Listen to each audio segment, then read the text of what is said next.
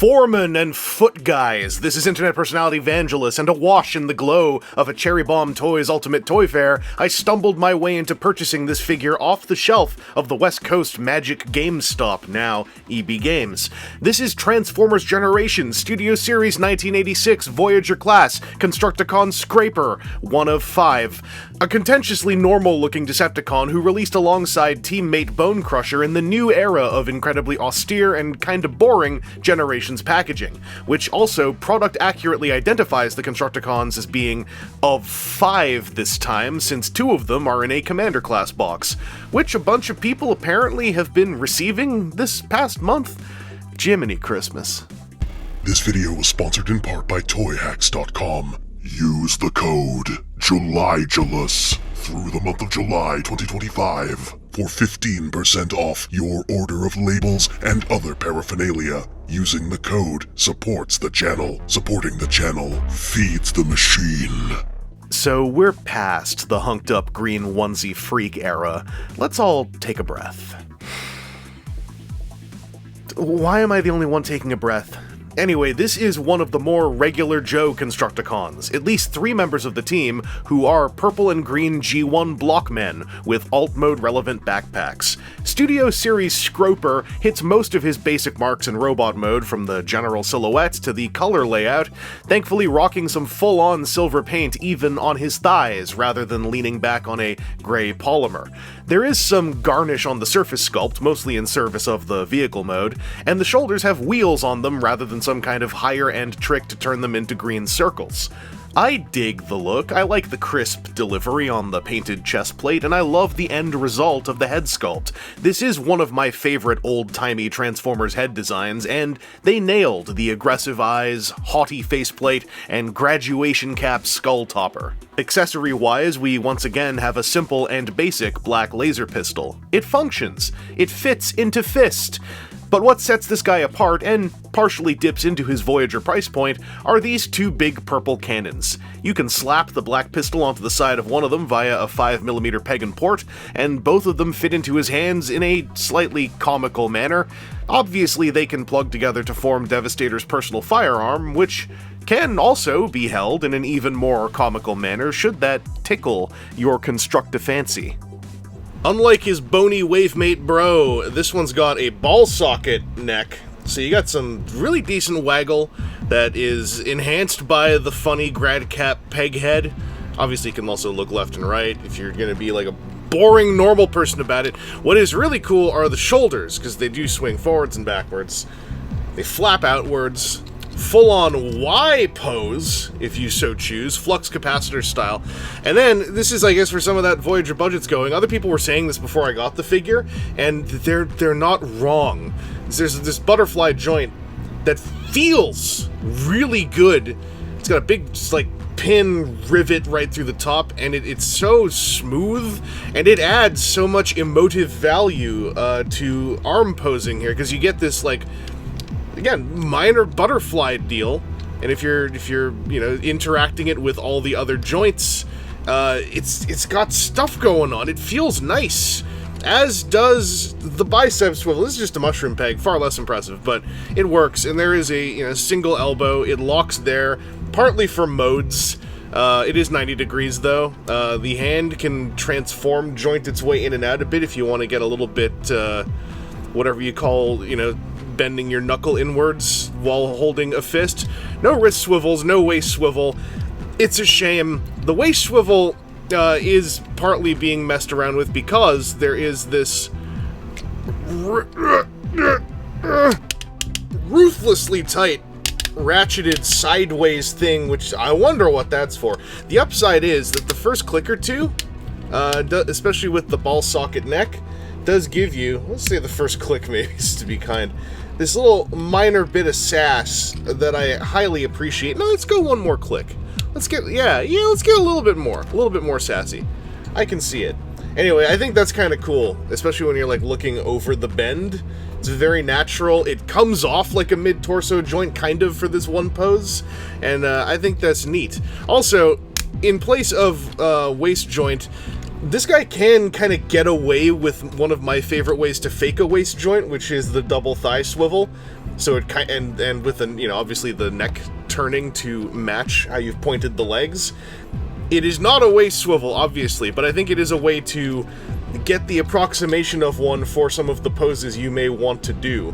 These pin-loaded crotch joints, by the way, can kick forwards, they can kick backwards, he can fully achieve an H posture, and then again, thanks to those arm flappers, he can even achieve a whatever Greek symbol this is posture. I showed you the thigh swivels. They're double mushroom peg for extra value. Simple 90-degree knee hinge.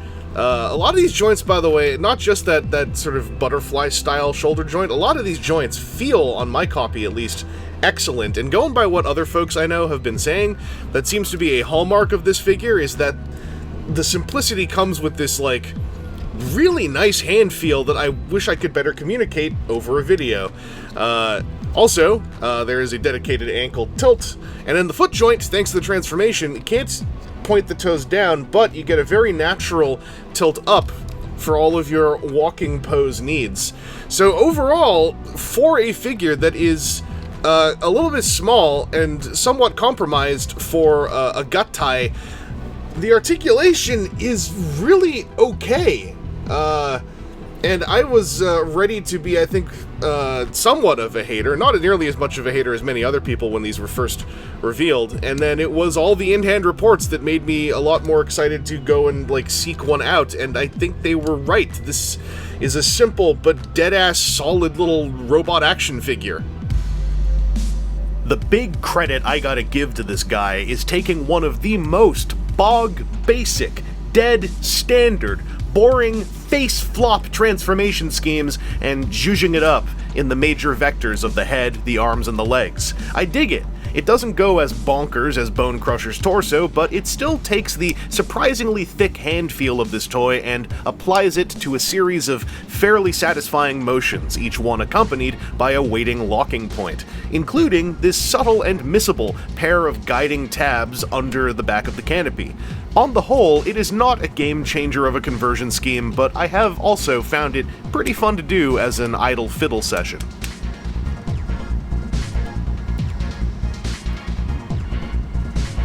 Scrooper, once again, as he often does, becomes a front-end loader of sorts, wide and flat on 4 big wheels, and also a little short. I expected this mode to be a little bit longer. This does make it even closer in proportions to Bone Crusher's alt mode dimensions, for better and for worse, and obviously the big scoopy thing up front adds a bit more volume to the equation. That scoopy thing can wave up and down, by the way, though doing so can make the little green locking flap disengage due to shared rotational pin friction unless you hold it down with a fingertip or a wish upon a star. The Curse of Constructicon Green does hit this mode on its sides and rear, as there are a lot of neat details that just get kinda lost. The ladders that were on the forearms, the tail lights, and everything on the rear. The backside is probably going to get rubbed on a lot by the eventual Devastator thigh, to be fair. That backside also features a series of slots on its top end, allowing you to solidly lock the black laser pistol into place for storage in a just kinda laying there position. Boring. Dang. Let's bring in the 2 purple cannons, which use completely different tabs and slots to store back there, once again taking on the laser pistol as well, just as a treat. It has been confirmed that the Devastator chest wing stuff can go back here too, but I appreciate how bespoke all these mounting points seem to be. Just like I did with Bone Crusher, I will show you the combiner mode here, but just like with that isolated arm, bear in mind that this is an isolated foot. The transformation is minimal from alt mode, but there are dedicated mirrored slots within the shoulders to lock stuff into place as you get there. And hey, that chunky ankle joint is an actual ankle now! We'll see how it goes. What a weird experience. A figure that frustratingly wallows in the borderline comical, nigh parody of its identity as a Voyager that almost gleefully resembles a deluxe, not just in size but also apparent complexity. The 2 purple cannons are filling out some of the cost and being irritatingly neat at attaching to the vehicle mode as they do so. And a lot of people who got this figure before me were right. The hand feel is aggressively meaty for a piece of such basic and regular stature. The entire Scoopy Shovel thing is a giant hunk of molded nylon polymer. Scripper follows his wavemate Bone Crusher in many respects, and sadly one of those is bang for your buck. It ain't there, with both opening Constructicons not quite able to stand alone, let alone escape the devastating shadow of what is to come. I've eaten that cost as funny luxury expenditure and will get over it, but bear in mind that as standalone pieces, these guys have put a lot of their energy into the wholly tactile and invisible notion of hand feel. Anyway, this has been Internet Personality Vangelus, and I'd like to thank all my patrons, members, and coffee folk for accepting my continued lack of interest in doing direct Combiner Wars Unite Warriors comparisons on these Studio Series Constructicons, until I have a team versus team scenario to look at.